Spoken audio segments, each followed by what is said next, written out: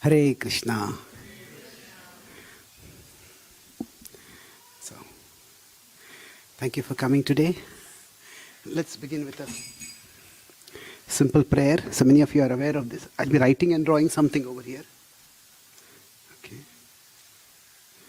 It's visible here. Visible, okay. So many of you know this prayer. Om Namo Bhagavate Vasudevaya. So, Namo is we offer respects. Bhagavate is to the divinity. Vasudevaya is the one who is all pervading, who is within us and around us. So, let's repeat this mantra once. And when we repeat it, the first Om we can draw it out long. And then after that, similarly, the others. So I'll repeat it and I will recite it and you can repeat after me. If you like, you can close your eyes or you can read the mantra. Just take a couple of deep breaths.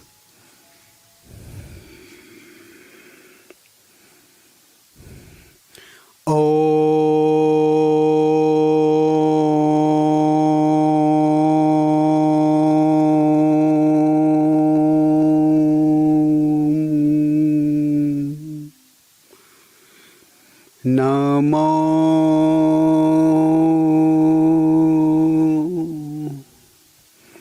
Bhagavate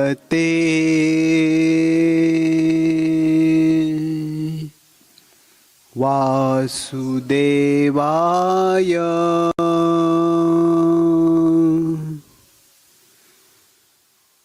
Once more, take a couple of deep breaths.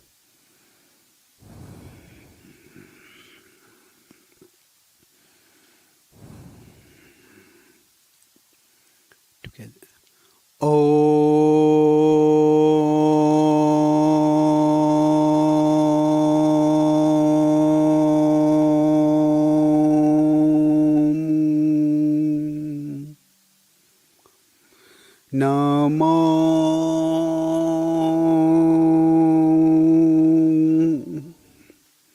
Bhagavate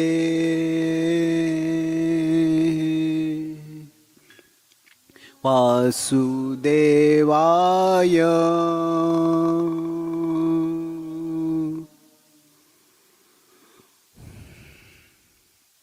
Thank you. One last time. Take a couple of deep breaths.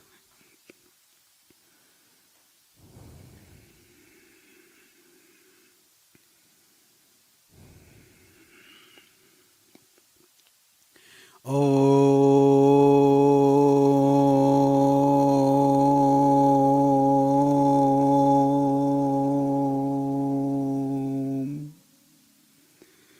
Namo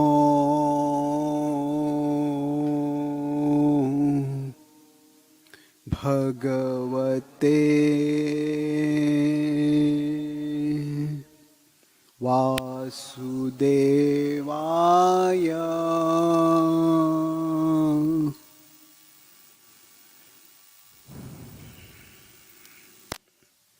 Thank you. So today I will talk about the spiritual journey from a rational perspective. That in spirituality there are two distinct aspects. There is the experiential aspect, which often is subjective. How many of you were there for yesterday's kirtan? Okay, some of you. Thank you. So a few points that I spoke there I may repeat, but I'll be starting and proceeding over a different angle. So in spirituality, there's subjective side and objective side. So for example, if you come for a kirtan like this, you may feel very enriched, you may feel very peaceful, you may feel very uplifted. Now that is an experience. And that experience may well be what draws you to come here again and again. And that experience is very important. At the same time, there is that is a subjective side. There is also an objective side to spirituality. The objective side is in terms of certain practices which can lead to certain observable changes. And these can be not just the feelings that we have, but the way our conduct, our behavior, our consciousness, our character becomes uplifted, it blossoms. So, the objective could be changes in our consciousness. I'll explain what consciousness means shortly. Then it could be changes in our conduct, how we tend to behave in situations, and changes in our character, our value system, our principles, they themselves become enhanced, and our capacity to follow them also becomes enhanced. So consciousness broadly refers to what we tend to think about, where our thoughts generally go. Our conduct, of course, refers to our external behavior, and our character is the overall way, the values we live for. So there are changes that happen through spiritual practices, and these are to a significant degree objective. So spirituality has both these sides, the subjective and the objective. Now these are not categorically different, they are both related, integrally related. Still, seeing them as different can help us understand what is happening more clearly. It's just like if you are going on a tour. Now we might go through a very scenic place. Maybe we are going on a boat through the Ganga, or we are going in a car through the Himalayas. Now, experiencing the beauty of the Ganga, experiencing the majesty of the Himalayas, that's a first-person internal experience. But at the same time, having a map to know which route I should be going, and where I take which turn, where am I, how far am I from my destination. Having a map is also valuable. So the objective side is more about having that map so that we can steer our journey accordingly. So the journey itself is subjective. The map is objective. Journey subjective means that the experience of the journey is subjective. So what do we experience when we feel peaceful or connected or joyful or enriched when we participate in spiritual practices like Kirtan? What is actually happening inside us? That's what we'll try to explore today. So, I have one of my latest books there. It's called You Are Not Your Mind. You are better. So, you are better than your mind. So, I'll start with that. And in many ways, for me, my spiritual journey, one of the reasons for that was this trying to understand the inner world. In our life, we often want to open doors.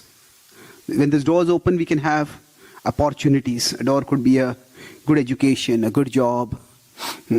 Maybe we invest money somewhere and get good returns by which we have more financial flexibility. It could be a good relationship. So we want to, in our life journey, we want these doors to open so that our life can be better. At the same time, on the journey of life, there are trapdoors. And if we fall into those trapdoors, then we ourselves can make our life worse. So the opening the doors is what is important. And most of society focuses on how we can open doors. Education, career growth, all that is important. But what about closing the doors inside us? So what are these doors? They're mainly two things: our desires and our emotions.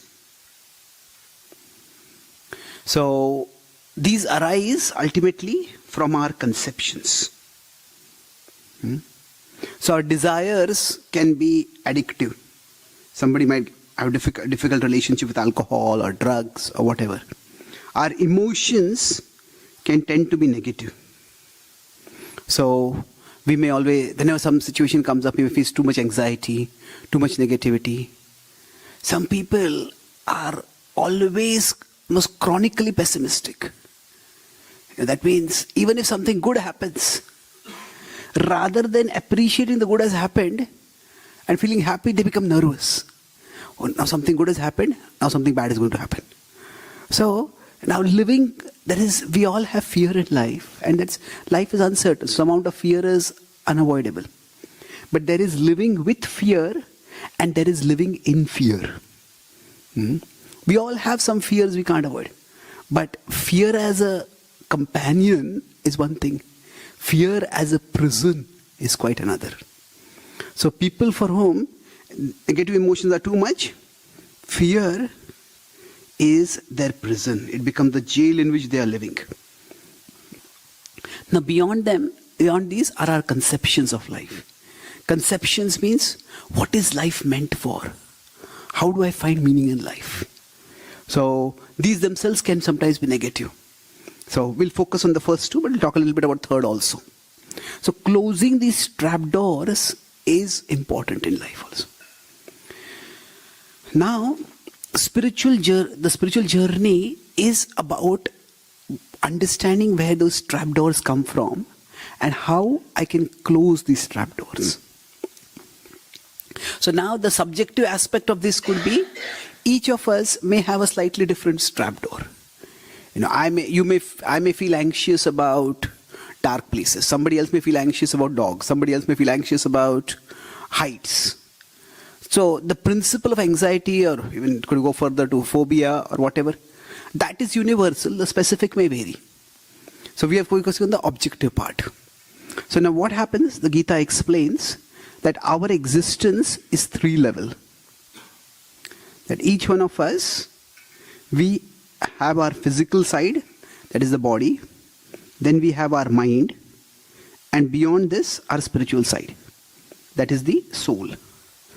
And we exist at 3 levels of being. So together, this is the self. Presently, we are body, mind, soul composites. So we could compare this to a computer system in which the body is like the hardware, the mind is like the software, and the soul is the user. So for us, much of the experience of life we have, we often focus on the outer objects. Oh, maybe I'll meet some new people, I'll see some new sights. And if we think that if I get new externals, that will make my life happier.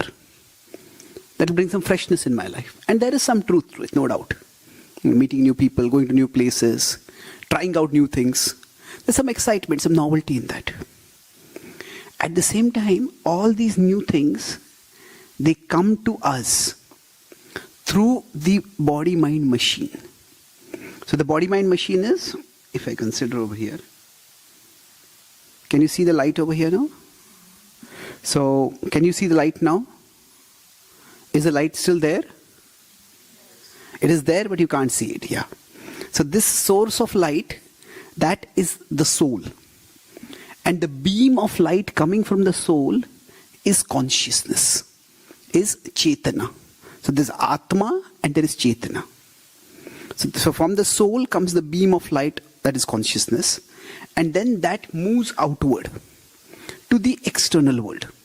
So for example, right now you are looking at me and I'm looking at you.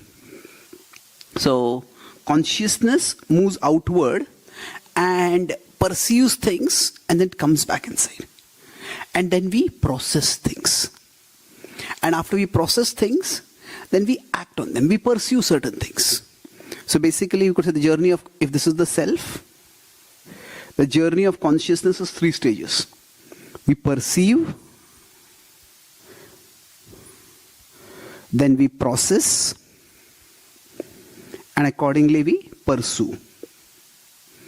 So right now you are hearing this talk. You're trying to perceive. Okay, what does it mean? Does it make sense? You're perceiving it. And after you hear it, if there's too much noise here, if you're feeling too cold, then you may not be able to focus and perceive it. But once you perceive it, you process it. Okay, does this make sense? Is it too difficult?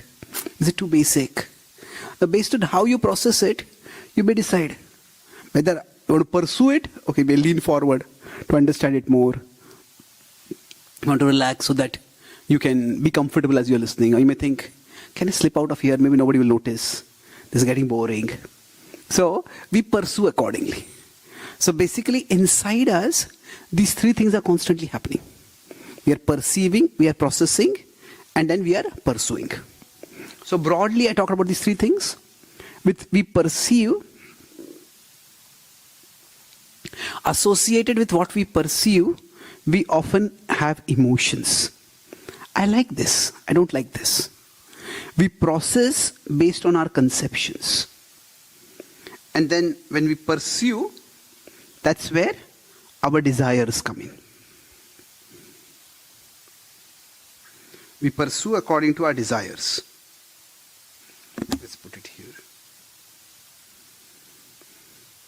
So, in general, we have two sets of ways in which we interact with the outer world.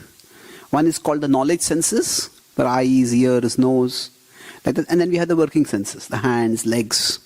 So through the knowledge senses, we pursue. Through the working senses, we pursue. And in the inner world, if I go back to this particular metaphor, the body has both the senses, and then the mind is the software, is the subtle part of us. That is where we are processing. So our question here that we started with is that what are we trying to do? How does spirituality work? So we're trying to understand the objective side of spirituality. So within that, and understanding that objective side of spirituality, I'm going to talk about three things today. That is, first M, I explained this. We are talking about a model of the self. It's a three-level model of the self. Now, we'll try to have a map of our inner world. So the second is, we'll do some analysis. And then last, I'll have some practicals. What we can learn. So, we'll talk about in these three parts. The model of the self we understand now. Now, when we talk about analysis, how does this model work? And why are there trapdoors inside us? What does it mean? So basically, when we pursue, and when we process, all the three stages, there is a healthy way of functioning and there's an unhealthy way of functioning. So for example, if a child is driving a cycle, learning to ride a cycle, and a child is riding a cycle and maybe there is a food shop nearby. And a child is eager. Can I go in the food shop? Do they have my favorite food item? I want to go and eat over there. And a child is craning the neck and looking at the food shop and is driving. And from the other side, a car is coming. And the car will hit that child. And the child doesn't notice only. So what may happen when we are perceiving, there are many stimuli we can pursue. And some stimuli are more important, some stimuli are less important. But which stimuli should be more important may not always be the stimuli that we focus on. That's what we often call as distraction. Distraction is where something which is less important consumes us so much that that which is more important gets neglected. So essentially, the trapdoors, we are trying to understand the trapdoors inside us. The trapdoors are basically those that occur when there is some way of malfunction that happens. What is the malfunction? That, ideally speaking, what we pay attention to is of the same degree of importance as it is important for us. We pay as much attention as it is important. But sometimes this may go wrong. So these trapdoors, they trap our consciousness basically. They trap our attention. And once the attention is trapped in one particular thing, then it gets it's no longer available for other things. So let's consider some examples. Say somebody is an alcoholic. I have a friend in America. He's a very active spiritual practitioner. Previously, he was an alcoholic. Now, he was a very high IQ individual, and he was overall quite functional. In fact, he was working in a Fortune 500 company and very successful, but he had a very dysfunctional relationship with alcohol. And he was invited to a 7-star retreat in Switzerland. It's an international company, so the international retreat was the corporate retreat. And there he was going toward the boardroom. And as he was passing by for a meeting of the top executives of his company, in passing he saw there's some alcoholic beverages nearby. And he saw and he walked ahead. But when he entered and he met his boss, and he was looking at his boss, but he said, inside me, my boss' body changed into a bottle of alcohol. And I just couldn't hear what my boss was saying. I couldn't even see my boss. And I just couldn't function. And that's when, this was such an important meeting for me, what's happening? That's when I realized I'm in big trouble here. I need to do something about it. So essentially, these trapdoors are basically, what they do is, they trap our consciousness. So our consciousness is what? Our consciousness is the energy of awareness. It can go in various directions, and most of the times it goes where it needs to go. If you are driving on a road, we may not want to consciously tell ourselves to pay attention on the road. We naturally pay attention. But there are times when it may just go off in unwanted directions. So we need to bring it back to where it needs to be. So the trapdoor is what? Consumes our attention. So it could be in terms of desires. When there is a desire, now the desire we want to fulfill, that's important. But there could be more important things. But when one desire becomes too prominent, too dominant, everything else gets neglected. So the desire can become addictive. When it becomes addictive, it just consumes our consciousness. So for example, if this is my consciousness, and this is a desire inside the consciousness, it's okay, I want to go and eat this food, I want to go and meet this person. But then sometimes what happens? That desire completely fills our consciousness. And then nothing else is perceivable for us. This may not always be a bad thing. Say if we are participating in a competition, maybe athletic competition, maybe some computer gaming competition, coding competition, or we're solving a crossword puzzle, we're writing an exam, and we want to do well in that exam. So at that time, our desire focusing on that particular activity, desire enabling our consciousness to focus on that activity is a good thing. So it can be a good thing, but it can also be a bad thing. Similarly, we consider emotion. Now life is filled with, say, dangers. So if I consider my consciousness, now there may be some awareness of danger. So if there is some danger, I need to be aware of it. But when that danger fills my consciousness completely, that's the time when I become dysfunctional. Because see, if you're driving in a car, then you have to be aware where there's a danger. Maybe the road is not very good. Maybe the car's fuel might get over. Maybe the car might get a flat. You need to be aware of those things. But if you become completely consumed by those things, it becomes a problem. So here, if some emotion consumes us, that can become disruptive or even destructive. Now, why does it happen like this? Why do certain things preoccupy or consume our consciousness? That's where it's important to understand that the mind already has some impressions inside it. The mind is not just a transmitter of consciousness. There are some impressions inside it. And those impressions those impressions that are there, they shape what we see. So once I was giving a talk in an auditorium in America, and it's a large auditorium. I was on the dais, and the organizer wanted to tell me something urgently. So the organizer came from behind and tapped me on my shoulder. And when he tapped me, I almost screamed, "Ah!" He said, "What happened?" Actually, he said, "I had fallen on the shoulder and I have a sprain over here." "Oh, I'm so sorry, I didn't know about it." So normally, a simple touch, a tap on the shoulder, should not cause anyone pain. But if there is an injury, one sign of the injury is what? Small stimulus, huge reaction. So what applies to the body also applies to the mind. In our mind also, we can have certain impressions which can be like wounds inside us. And when these wounds are present, they can cause problems to us. So these inner impressions, they are called as samskar. Now the word samskar, we can translate it into English and put it as some scar.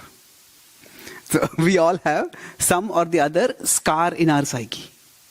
And because of that scar, we may get over-agitated.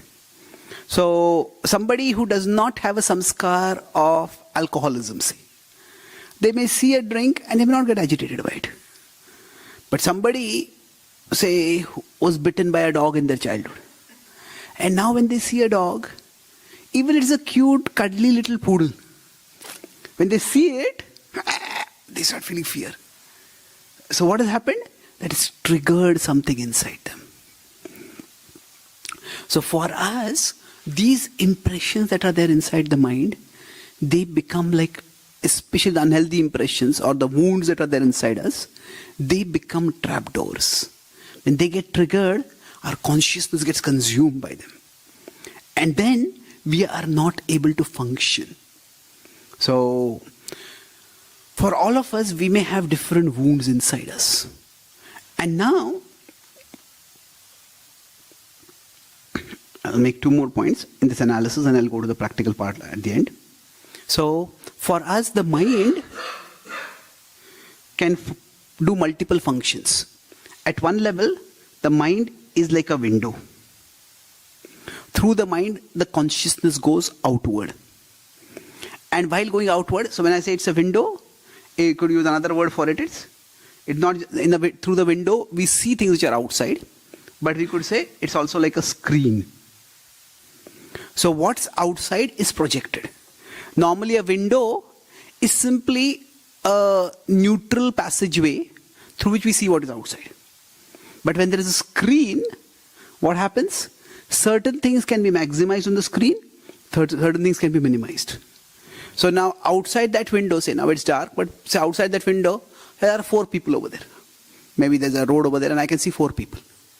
But the mind is not just like a neutral window. It's a screen.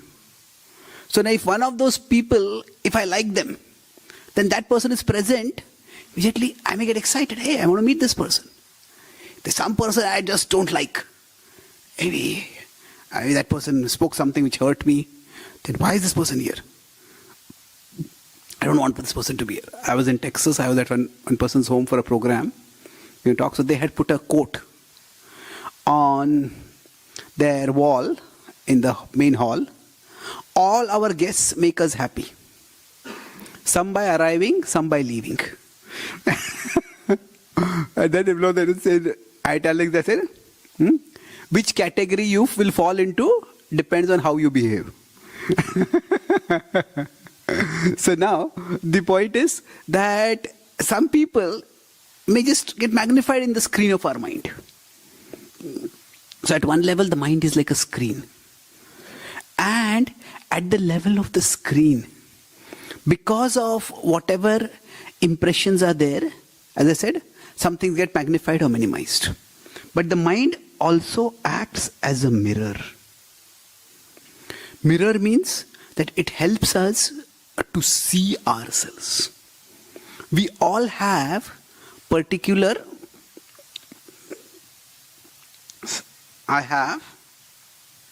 there is my self and there is my self-conception. So my self and my self-conception may not always be in alignment. In fact, most of the times, these two are misaligned. So at a gross level, somebody might not be a very good singer, and they believe I'm a very good singer. Now what happens is, some people when they sing, they're a good singer, people say more. Some people, if they're not such good singers, when they sing, people say no more.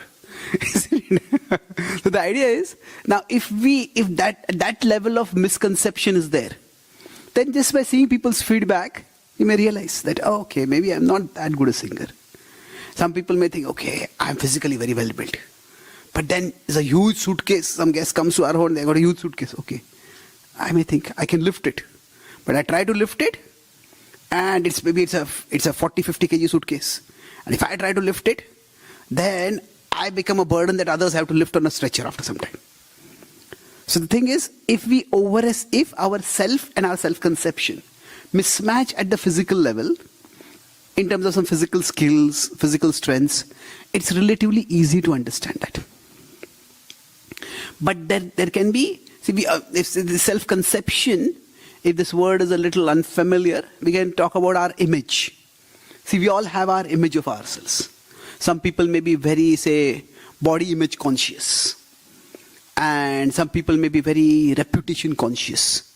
So what happens is we have our image. So that image comes from the mind acting as a mirror. So there is the self and there is the self-image or the self-conception. And this is where the mind can bring a huge amount of distortion. So one aspect of spiritual growth is correcting the mind's change of how the mind is distorting our desires and our emotions. But at an even more fundamental level, the spiritual growth is all about cleansing this mirror inside us, so that the self and the self-conception come in alignment. Who I am and who I think I am, or who I am acting like right now. In fact, at one level we could say all unhappiness is caused by this distance between the self and the self-conception.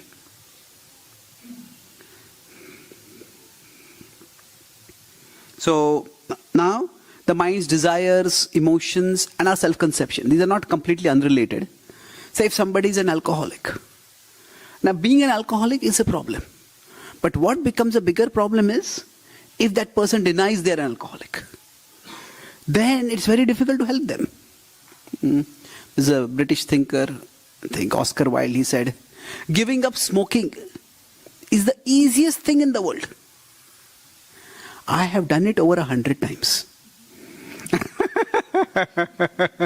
So I gave up smoking, but smoking did not give me up. So this is where a person may be in denial. So if I'm an alcoholic and if I think I'm sober, then that distance between myself and my self-conception will be a huge problem. But to the extent my self and self-conception come closer, to that extent I can live harmoniously, I can live productively, and I can live joyfully. So one aspect of spirituality is bringing these two closer and in alignment with each other. So what is the self? Who am I really? And who do I think I am? That distance, how do we even become aware that there is a distance between the two of them?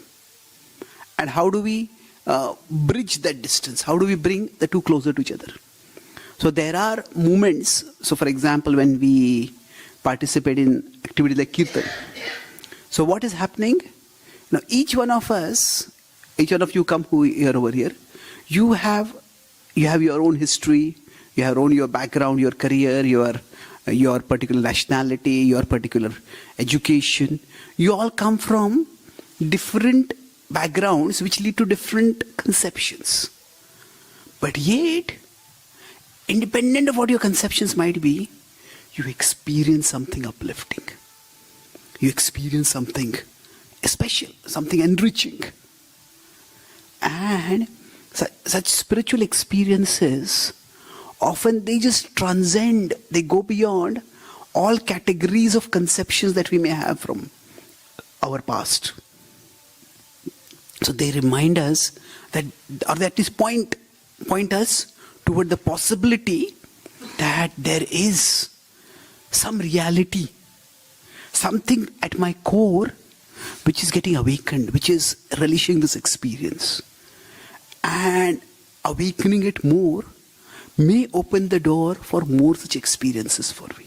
For such experiences becoming more regular, becoming richer. And those experiences staying with me on a deeper level. So that's what spiritual growth is about. The mirror by which, say, if we look at a mirror, we say, okay, my hair is not the way I want it to be. My dress is not the way I want. My clothes are not the way I want it to be.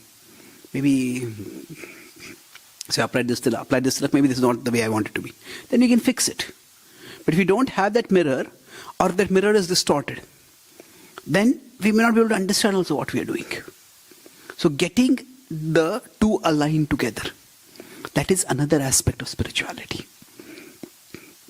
So this is the analysis, this model of the self. So another trapdoor that comes in our life is when our conceptions don't align with who we are.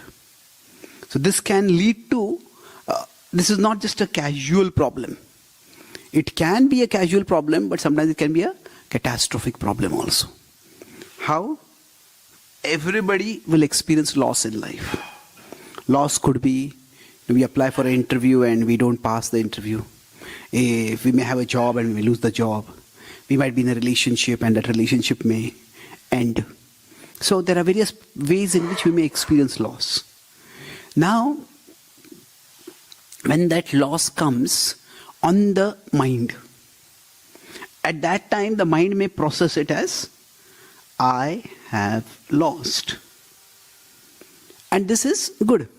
This processing is objective. We can't be in denial. But it may magnify it further and it may say, I am lost. I don't know what to do. Now, I am lost is going to be far more disorienting than I have lost. If somebody had invested many years of their life in a particular career, maybe somebody wanted to become an athlete, and then they suffer a career-ending injury, then, okay, what am I to do? I am lost. Now, I am lost is damaging, but the most damaging is, I am a loser. So if somebody is so invested in a particular activity or a particular attainment, that if they don't get it, they feel, I have become worthless now. Now this is where a person can become self-destructive, even to the point of becoming suicidal. What happens? That if we were in any kind of relationship with someone who we thought was a loser, that person could be it could be a financial relationship, a business partner, it could be a romantic relationship, whatever it is. If we start thinking that person is a loser, we wouldn't want to be in that relationship. You are a loser and you'll drag me down. You want to break up with that person. But if we think that we ourselves are losers, then what are we going to do? Can we break up with ourselves? Well, we can't, but suicide is an attempt to try to break up with oneself. When somebody makes a decision, I don't want to live. What the underlying decision is, I don't want to live with myself. I don't want to live the life I am living. I don't want to live the way I am. So it's a tragic attempt to break up with oneself. This is where I think that conception can become disastrously negative. Okay, somebody has a breakup in the relationship. That's a bad thing. But one doesn't have to, it's not a life, it's not worth ending one's life. But it may become like that. So, this is the analysis part. Now, let's move to the last part. Last part was what is the acronym, anyone remembers? Sorry? Practice, yes, correct. In this case, the acronym was MAP, so practicals. What could we do to improve, to change these things which are there inside our mind? So then we talked about the model of the self, and we talked about how there are inner wounds inside us which can cause us to become dysfunctional or destructive, self-destructive. So what do we do about these? That we need to change the impressions that are there inside us. And changing the impressions. So specifically, what the impressions are, that will vary from person to person. So I started by the objective and the subjective. The objective point principle is that we all have certain impressions inside us. The subjective side is which particular impressions are there. Now, in the practical part also, there is the objective and the subjective. So, when we start practicing spirituality, there is a universal principle that applies, and there is a specific dynamics that also holds true. So, what is the universal principle? When you talk about the practicals, what we are trying to look at is how do we change the impressions so that the impressions don't trouble us too much.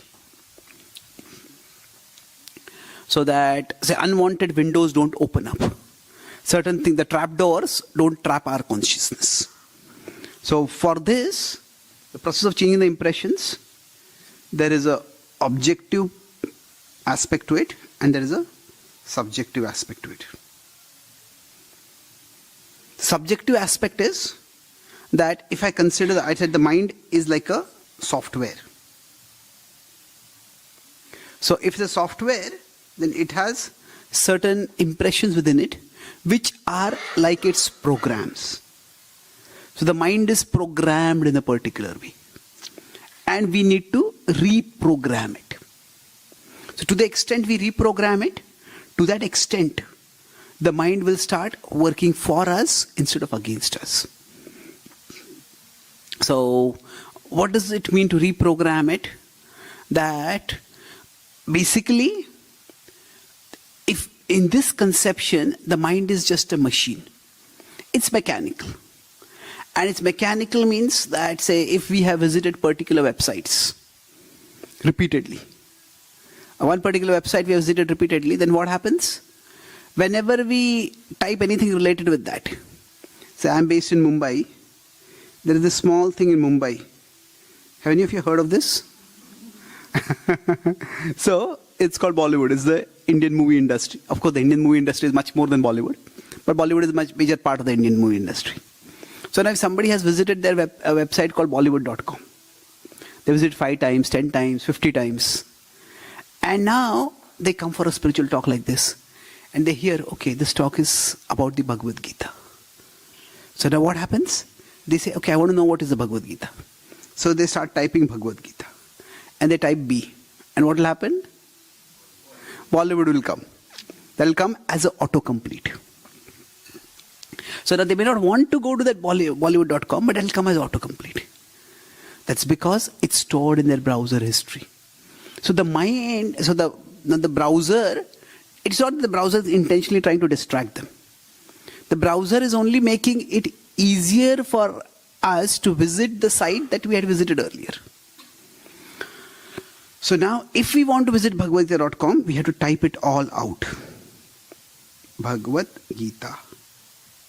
When you type it all out, then that will get stored in the history of the browser.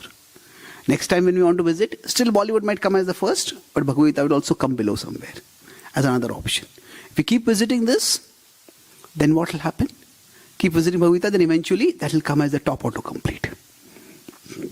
So this is why in spiritual practices, one objective principle is repetition. Do the same thing repeatedly. And if you do it repeatedly, you will experience a positive change. The mind will get reprogrammed. So, this aspect of repetitions, for example, we chant in Kirtan, we sing the same mantra again and again. We may have some variations, but we sing the same mantra. If you are doing some sadhana, you are given a mantra, you repeat that mantra. There are certain prayers, certain affirmations.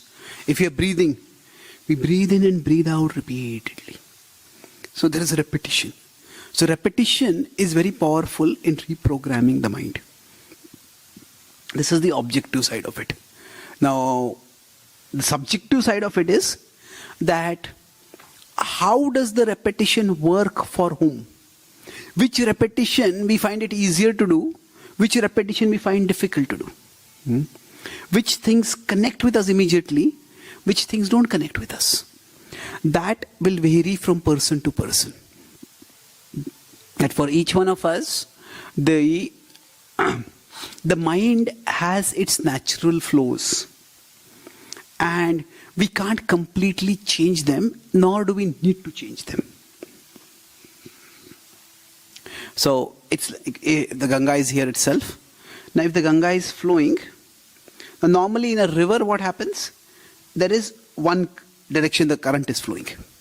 So, the overall, it flows from the mountain below. But often, if we consider when if we have an ocean, in an ocean, if there's a vast ocean, there may be different currents which are flowing in different directions. Sometimes when these currents flow across the ocean, it has its own temperature variants, air pressure variations, because of which different currents flow in different directions. And especially at points where two powerful currents meet, then there can be a disruption over there. Sometimes a stormy wave comes up over there. So like that, inside us, different currents are moving. Now some currents may be constructive, some may be destructive. So we can't, if there is a current in the ocean moving in a particular direction, the force is so strong, we can't fight the current. If we want to go in a particular direction and we get caught in the current which is going in the opposite direction, then we will be dragged in that direction. We'll have to put an enormous amount of force to push in the opposite direction. It may be much easier to anticipate that current and to get out of its way. What is best is if we can understand, okay, which is the current going in the direction where I want to go, and then place ourselves in that current as much as possible.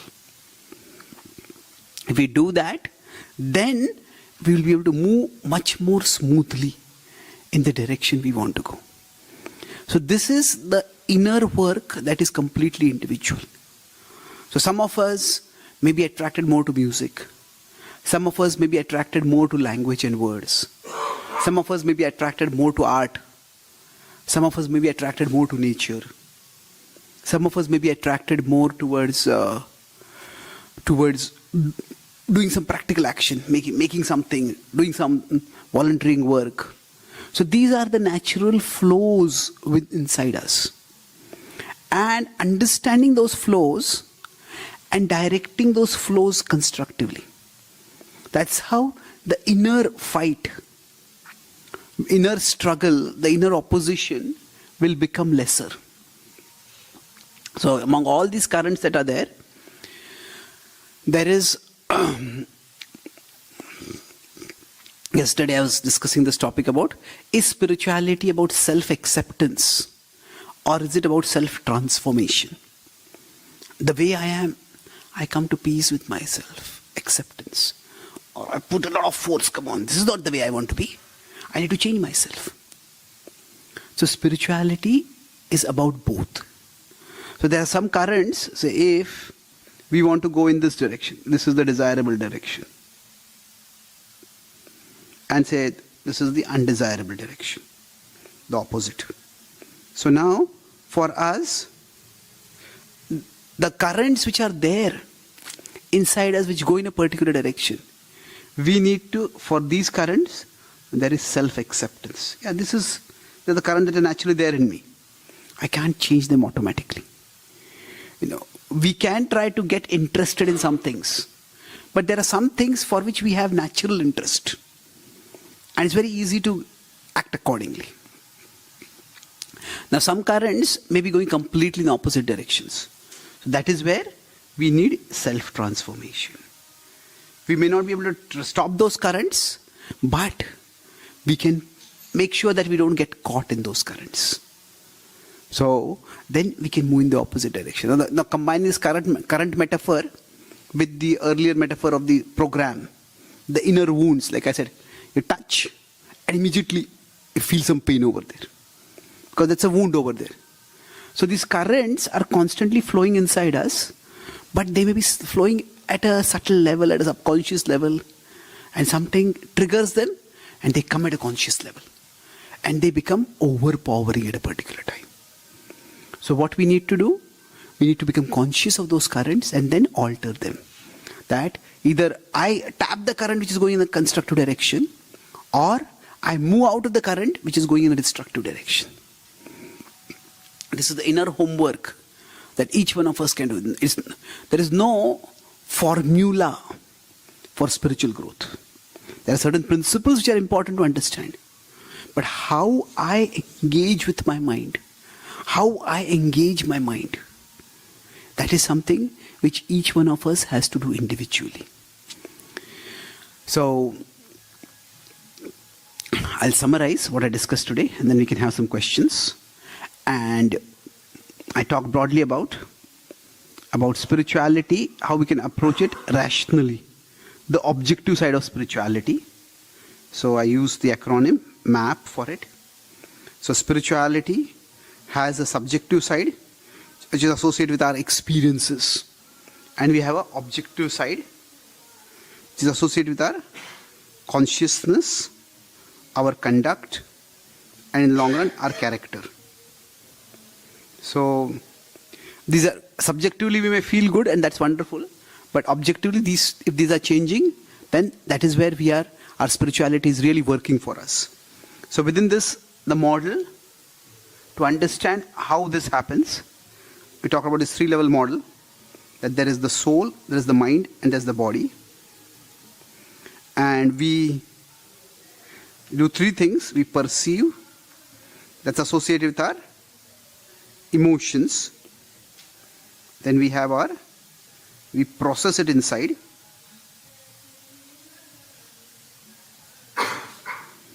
So we process inside, that's associated with our conceptions. And then we pursue certain things.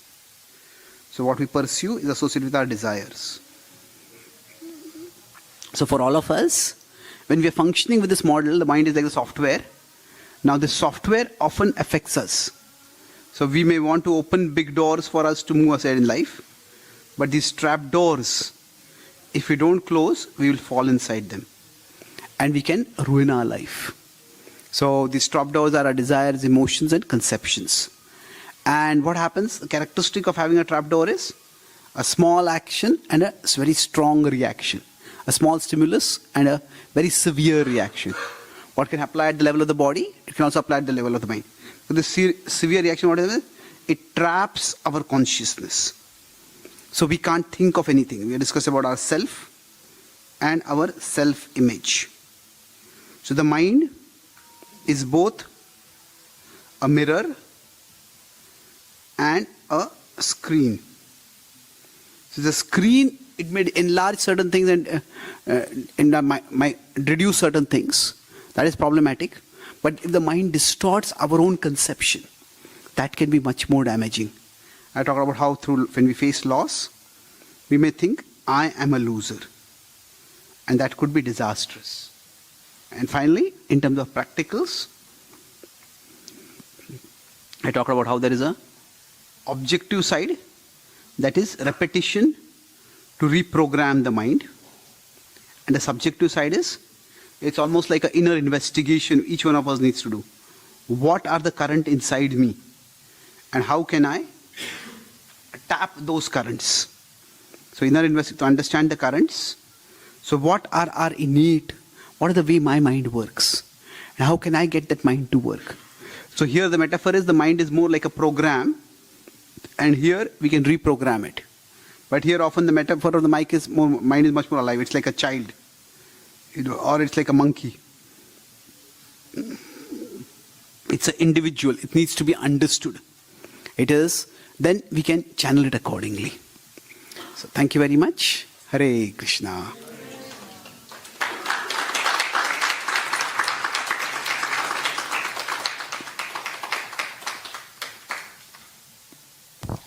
So now if there is some questions, please don't hesitate to ask. I will bring you the mic and then you can ask. We have some more time before the dinner comes.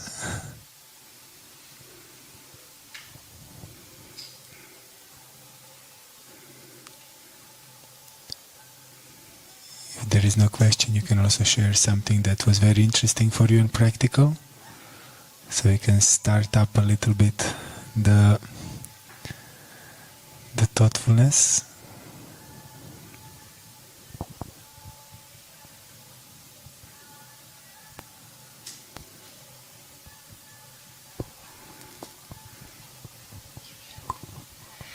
Yes, thank you so much for that. I think one thing that really resonated with me was this kind of pipeline from a loss to I am a loser, and how destructive that can be. I recognize like that kind of behavior in my own life. So it's helpful to shine a light on that and become aware of that. So that was, that was a big moment for me.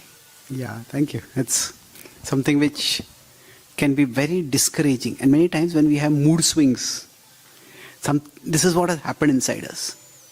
Sometimes I give talks. I probably give 1 or 2, 3 talks every day. So sometimes the audience is very interested. Sometimes the audience is looking at me as if they are watching a foreign language movie without subtitles.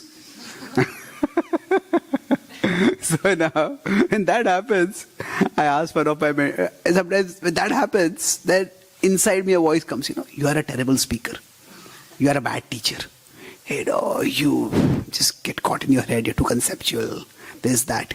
So now when that happens, it's just that if that thought comes in and grows, then even in the middle of the talk itself, all my enthusiasm will go.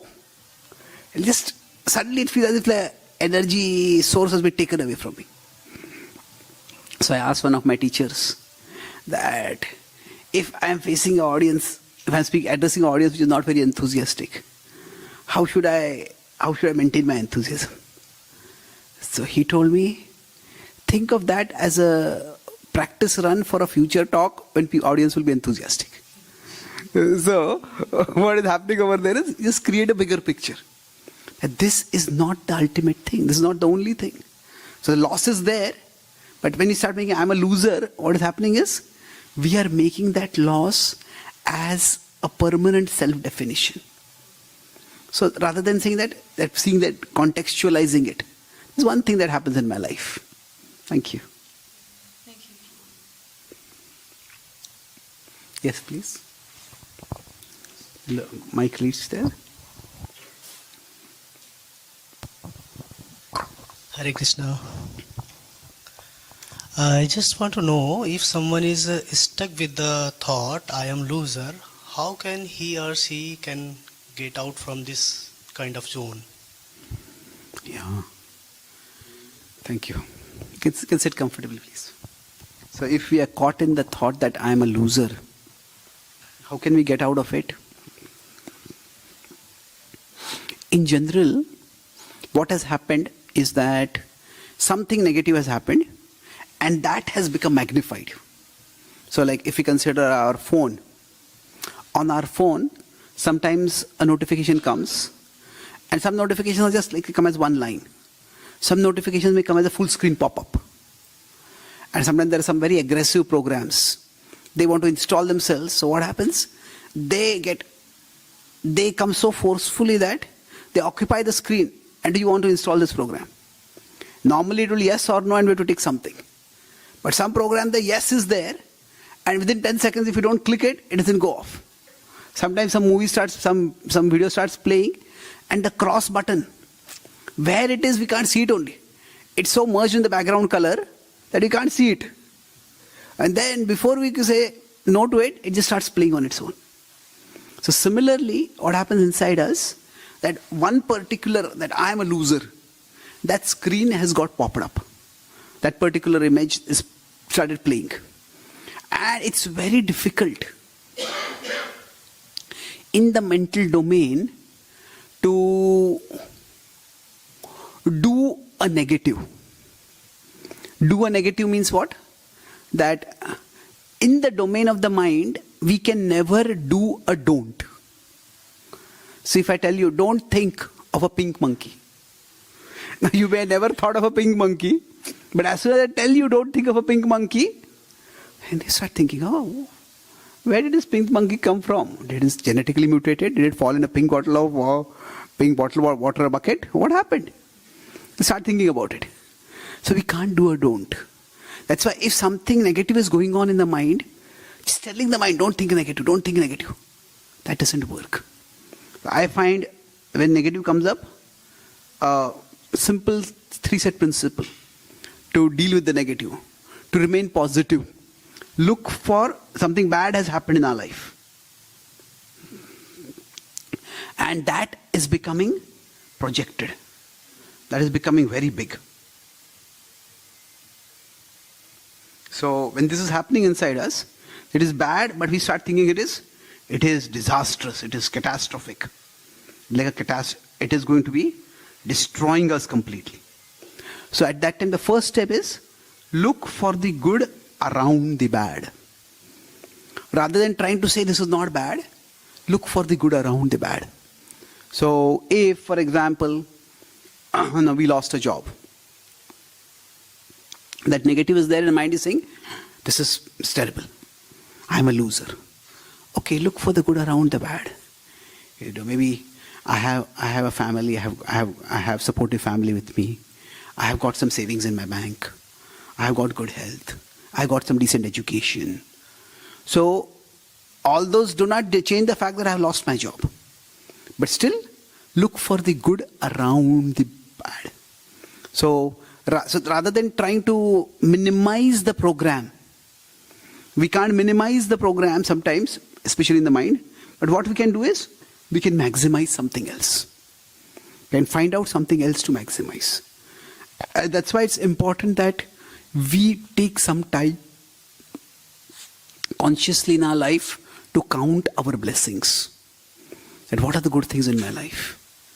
The mind by nature is designed to look more for the negative than the positive.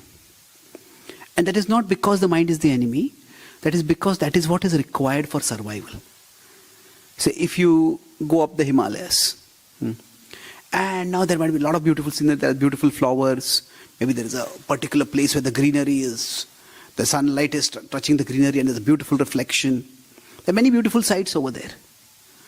Now, if we see a beautiful sight, we'll get some pleasure.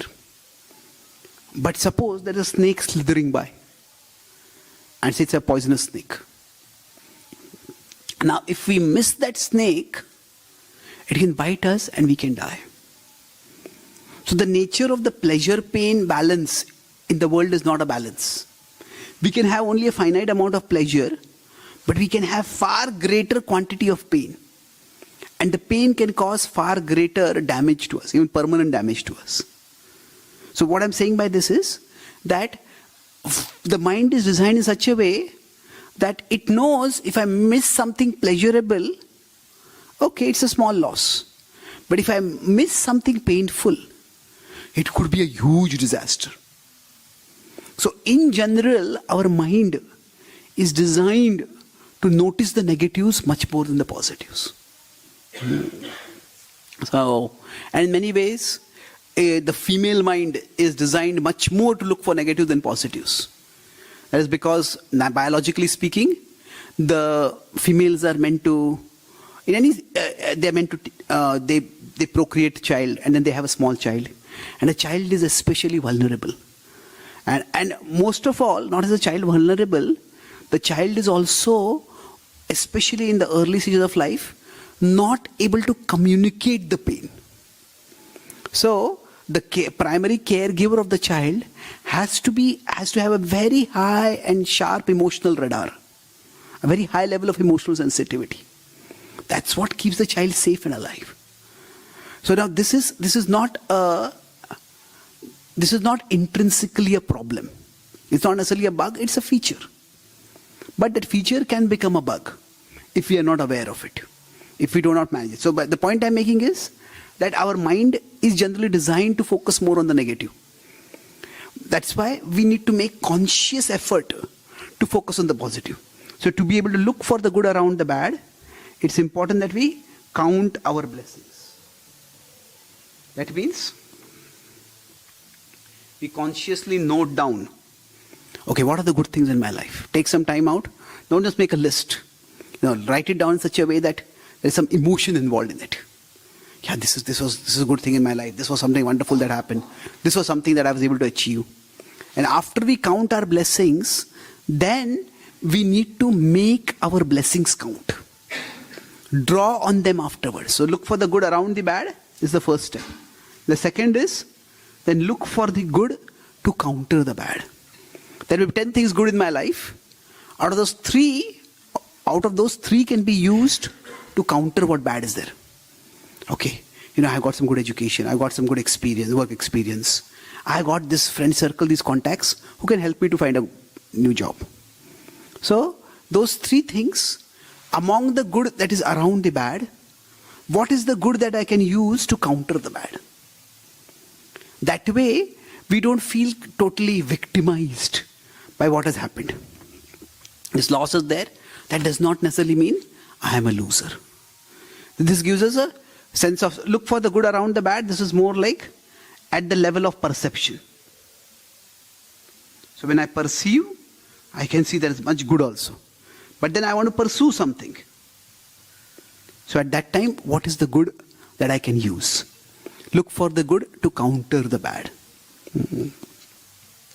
So when I came in, many of you may notice that I needed crutches for walking. So when I was I was staying in a small town in India itself, in one of the states, Maharashtra, and my mother took me to a nearby clinic to get the polio vaccine. And now the polio vaccine is among the most reliable vaccines. Polio is almost eradicated from the world. But somehow in those times, because it was a small town, the power supply would go off regularly. And the previous night, the power supply in that clinic had gone off. Because of that, the fridge there had got heated up. And the vaccines had been kept in the fridge. The germs in the vaccine multiplied. And neither the attendant nor the physician noticed that. So when I was given the vaccine, instead of preventing polio, it ended up causing polio. So I was about 1 and I was just learning to walk. And I fell down and I could never walk thereafter, normally. But then, one of my first, I don't remember any of this, one of my first memories of this is when I was about 2.5 or 3 and a distant relative had come to our home and she was consoling my mother. It's so sad your son got polio. And I remember my mother's voice, very calm, clear, confident. She said, whatever he lacks physically, God will provide him intellectually. Now, I don't know why she said that. Whether it was her observation of some intellectual ability I had shown, or it was her hope, it was her prayer, it was her blessing. Whatever, it stayed with me. And what happened was, as I grew up, I did find that I was quite good at studies. I could remember, I could analyze, I could express. So that way, what happened was, look for the good that can help you to counter the bad. So the physical disability is there, but I had some intellectual ability which I could go ahead in my life. So that way, this is not just abstract. The third is, look for the good that can emerge from the bad. See, what may look bad at one particular time, in future, we may realize that what happened to me actually happened for me. At that time when it happened, it seems a terrible thing. But maybe after 1 year, maybe after 5 years, we may realize, I thought it was such a terrible thing, but that's what pushed me to move in a new direction. And what happened to me actually happened for me. Now this we may not realize immediately. For that we need some patience. So generally, we all can use these 3 steps to ace through our problems. Look for the good around the bad. Look for the good that can help us to counter the bad. And look for the good that may emerge from the bad. Okay? Thank you for that question.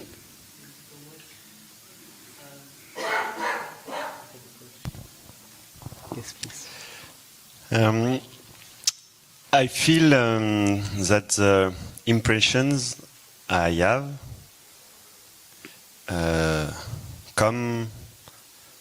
most of impression come from my childhood traumas, and I try to I feel that I can change this impression with psychotherapy, and I feel that it changed some impressions. And my question is, do you think that with spirituality we can heal everything and change all impressions we have? With spirituality, can we change or heal all the impressions? I have talked with different spiritual leaders about it. I have also tried to read various texts. I haven't got a conclusive answer. I'll tell you my current understanding and I'll tell you the logic for that understanding. One of the aspects about the model of the Gita's model of the self is that the mind is like the body. The mind, body and soul are 3 distinct realities. So when I say the mind is like the body, that just as the body can get wounded, the body can get diseased, the body can get hurt, and sometimes some damages to the body might be permanent. So similarly, some wounds on the mind might be permanent. So is it possible to heal from every single wound? Maybe not. But there is still a difference between having a wound and fixating on the wound. So for example, my mother's words about my physical disability, they help me to distance myself from my physical side. So I don't identify with this too much. For me, the crutches that I use are just like my glasses. Without the glasses, I can't see very well. But it's not that it occupies a big space in my mind. Oh, I have to wear glasses, I have to wear glasses, I have to wear glasses. Now, of course, glasses are much more common and glasses are not that inconvenient. Crutches are, but still the point is, it doesn't occupy that much space in my mind. So similarly, what applies to the body can also apply to the mind. That we may have certain wounds from our past. And many of those wounds can be healed. But even if some wounds can't be healed, still they won't have such a controlling influence on us. Because the thing is that just as I understand I am not the body, I understand I am also not my mind. And if I can distance myself from my mind, okay, this is the way my mind functions. And I understand that, and that's why my mind has this current, but does that mean I have to flow along with that current? No. So yes, many wounds can be healed, but some wounds may not be healed. So for example, now whether you want to call those things as wounds also, it depends. Let's take an example. Earlier I said that some people, if we think negative thinking could be like a trap door for us. While that is true, that's not completely true. Because actually the capacity to think negatively, systematically, is also a gift. What do I mean systematic negative thinking? Which is a little weird. But what I mean is that not everybody can clearly analyze what is wrong in some situation. So I am a writer. I've written about 30 books. So while writing, there is a vital role for editing. In fact, writing and editing are almost two opposite activities. Writing is more about creativity. Editing is more about criticality. Writing is, I want to try that idea, try that idea. Criticality, hey, this doesn't work. This sentence doesn't link with that sentence. Therefore, this idea doesn't make sense. There's one author, British author, who used to write very complex, abstruse text. So once one of his editors confronted him. What does this mean? I have read this a dozen times, I can't make sense. So then he also read it once, twice, thrice. He read 5 times. And then he said, when I wrote this, God and I knew what it meant. Now only God knows what it means. So the point is still his attention was drawn to it by the editor. He himself didn't realize this doesn't make sense. And I can't make sense out of it also. So the thing is, editing is also a very valuable service. So negative thinking is a tendency of the mind. And that's not a bad tendency. There are many professions where this capacity to think negative is vital. Say in quality control, in risk assessment. If somebody is going to build a skyscraper building, then we say, what a visionary. There's a complete barren wilderness over here. You think that we have a skyscraper over here. Yes, you need a positive visionary, but you also need a negative visionary. If the building catches fire, what are the escapees available? What are the possible dangers? How do you deal with that? So, if we don't envision the negative possibilities, then if they come, we won't be prepared for them. So now this is also a gift of the mind. Some people can do this very well. Now the problem becomes that if this is a particular current in my mind, and this current can flow quite forcefully. The problem is not that the current is present in the mind. The problem is I don't think of it as one current in my mind. I think of it as myself only.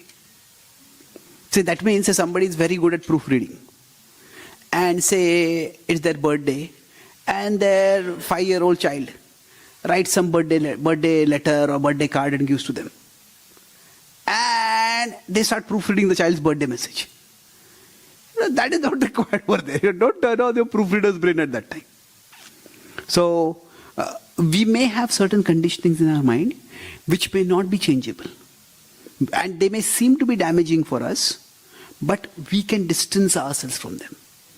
And therefore, we may have to live with them, but we won't feel stuck by them. We won't feel limited. We won't feel trapped by them. We may be limited by them in some ways. So, that's what you raise is a very important question, that spirituality in one sense is not just about changing our conditionings, changing the impressions in our mind. It is also about changing our relationship with our mind itself. So when that happens, I may have a particular mind, but I can use it in the best possible way. Does that answer your question? Thank you. Nice question.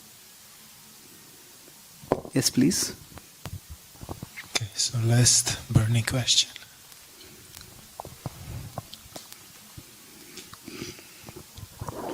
So first of all, I'm very thankful for the stuff you shared about feeling lost and feeling like a loser. I actually have someone very close in my family who had a bit of alcoholism, and back in August they did try to. It was a failed attempt at suicide. Now this person I have spoken to many times. I've tried to be a friend. I've been very empathetic. I've also been a jerk, just to make them understand that what you're doing is wrong and it's affecting people around you. But they don't seem to understand. Because I could not see them deteriorate, because they're like super close to me. This person is super close to me. I could not see the person deteriorate, so I just cut off, and I had all this built up anger. about this person until I understood that, okay, they actually feel like a loser themselves. That's why they're on this path. But I just want to know, what can I do or what can someone do? How can you treat a person like that? How can you talk sense into them? Or how can you be with someone like that? How to deal with someone like that who's on this path? That's it. Thank you. It's a very, sit comfortable, please. Now, if somebody has attempted to end their life and then they don't seem to be listening to us, we try to help them. What can we do? See, in general, for us, every morning we wake up, life can be difficult, it can be depressing. So we need some reason to wake up, some reason to move ahead in life. And many times we say that, okay, we are happiness, we are pleasure seeking, which is true, but actually what we are seeking even more is meaning in life. Life will always bring some pain, some distress. But if there is some meaning to our life, then that meaning can make the pain bearable. Say, if you come and do some yoga exercises, or say we go up to climb the Himalayas, there is some discomfort, some pain in that. But if, say, becoming healthy is meaningful for us, or climbing up the Himalayas to reach a particular peak is meaningful for us, then what happens? Meaning makes pain bearable. So in general, when there is this kind of thought that I want to end my life, that is not just because of the problems that are there in the life. Everybody has problems. Of course, some people may have far bigger problems than others. But the point is, it's not just the problems. It is the sense of the loss of meaning. That nothing matters, nothing counts at all. So somehow or the other, we need to, if you consider there are 4 quadrants, there are means and there is meaning. So meaning is more internal. That this is what brings meaning to my life. For example, somebody, it may be taking care of my family. For somebody, I'm an artist, like I want to make art. There is that trope or stereotype of the starving artist. That they be starving, that they don't have so much means, they don't have food, but that art gives meaning to their life. So broadly speaking, our life can be in any of these 4 quadrants. That we have means but no meaning, we have neither means nor meaning, we have meaning but no means, and we have means and meaning both. So among these, which is the best quadrant to be situated in? What do you think? In terms of number? 4th one, isn't it? Yeah. This is the best quadrant to be situated in. To have means and meaning both. Which is the worst quadrant to be situated in? 2nd? Yes, true. This is the worst. But the first is also quite close. Because what happens is, this is the worst because there is no means and meaning. So for example, I met one young man in Canada and he looked like an Indian, but then he told me he was Sri Lankan. And in the first decade of this millennium, in 2003, 2004, there was a devastating tsunami that hit Sri Lanka. And he had his family business, family shop. And it was about 2 miles away from the home. So he was returning from his family shop to his home. At that time, the tsunami struck. He somehow climbed on a tree and survived. So what happened when he came down eventually after the tsunami went down? His shop had been completely wiped away, swept away. And his family home had been swept away. So nobody survived. So for him, what happened? The means and the meaning. Generally for us, our livelihood, our job is like the means. And our family may be the meaning. So it's unimaginable the kind of pain that life can bring. So when somebody loses means and meaning, that is the worst, but this is at least visible level. When there was a disaster, people came to help. Or from all over the world, support came. But sometimes if somebody has means but they have lost meaning, somebody might be wealthy, somebody might be healthy, somebody might be good looking, but somehow for whatever reason they lost meaning in their life. This can be worst because it is invisible. Because others may say, why are you feeling sorry for yourself like this? And others may not understand at that particular time. So the point is, wherever a person is, if we want to help them, we have to help them come towards, ideally towards quadrant 4, or at least towards quadrant 3. This is the best. This is also good in the sense that it is bearable. So, what do you mean by bearable? That somebody likes to do music, but they don't have money to buy a musical instrument, or they don't have any channels by which they can produce their music and share it with the others, or they're sharing it with others, but maybe it's not becoming popular, maybe it's not being appreciated, but still it's meaningful for them. They can still continue to do it, or there'll be some dissatisfaction. Why are people not recognizing it? So the thing is that even the third quadrant is good. So helping somebody find to overcome that suicidal tendency, it's that we need to help them find meaning in life. Now the question may come, how do you help them find meaning? But at least at a conceptual level, this is that some meaning and some means. So how do we help somebody find meaning in their life? Now there are two aspects to it. This is a big question, but there are two aspects to it. One is we help them to look at their gifts. What is positive in their life? Not just gifts in terms of abstract, but the gifts, not just what they have, but what they have done with the gifts. Say, if during their life, have they done something of value, not just in terms of achievement in the world, but value in terms of making a positive difference in someone's life. Everybody has done something like this. There are some very heartwarming movies. Some of you have heard of an old movie, It's a Wonderful Life. It talked of a person who had committed suicide, but then he was taken back. How his life, ordinary life, had made a lot of difference to many people. So basically the idea is that help them to see how their life has value, how their life has meaning. Quite often we live in a super comparative world, and that's why we may feel, okay, this person is doing so much better than me and that person is doing so much better than me.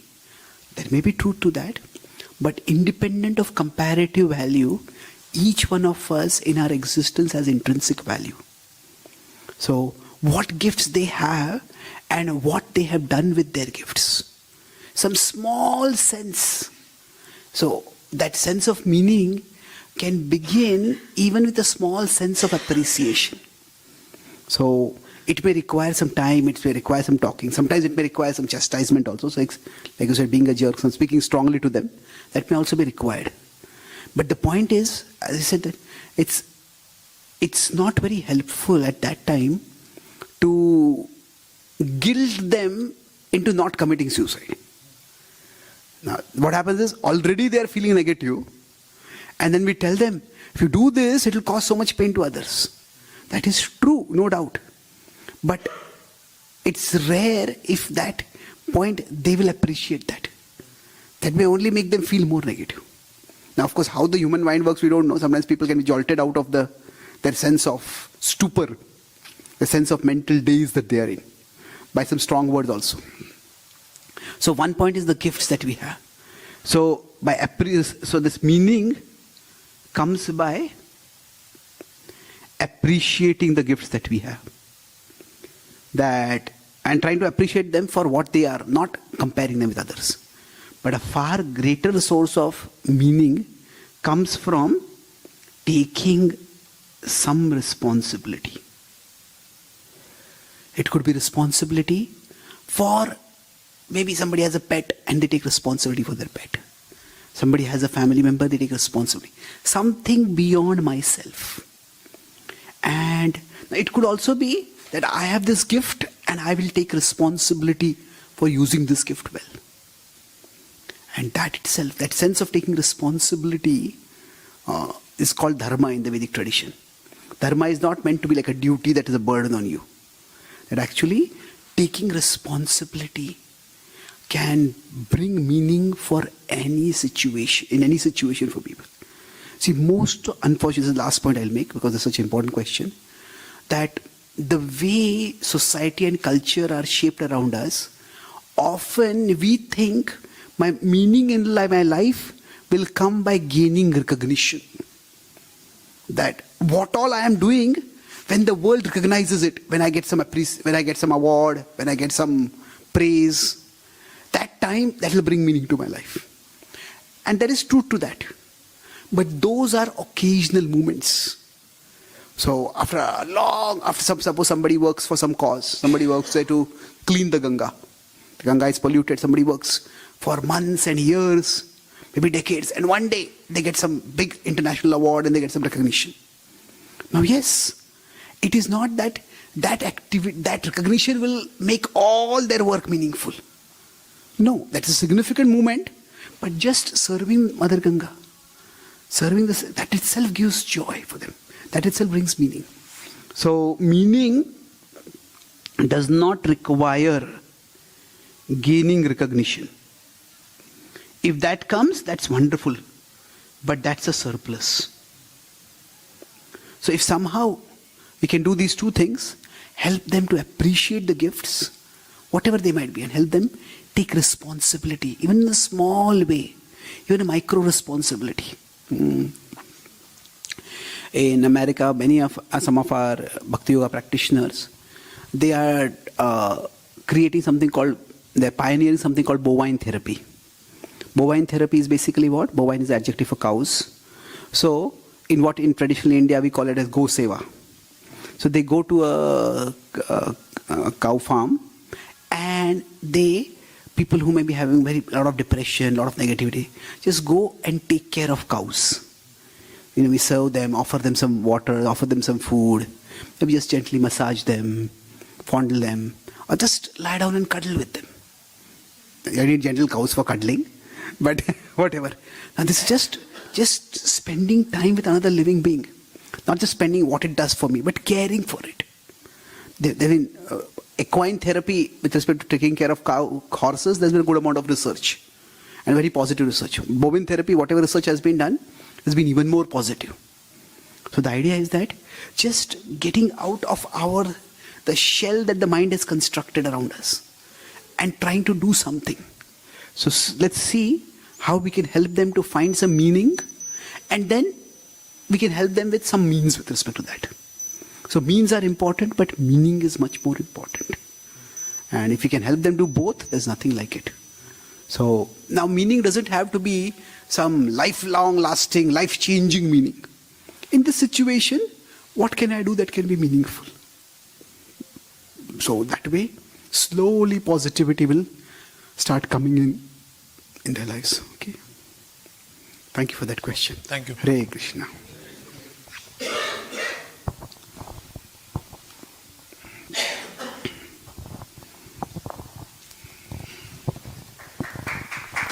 Yes, thank you.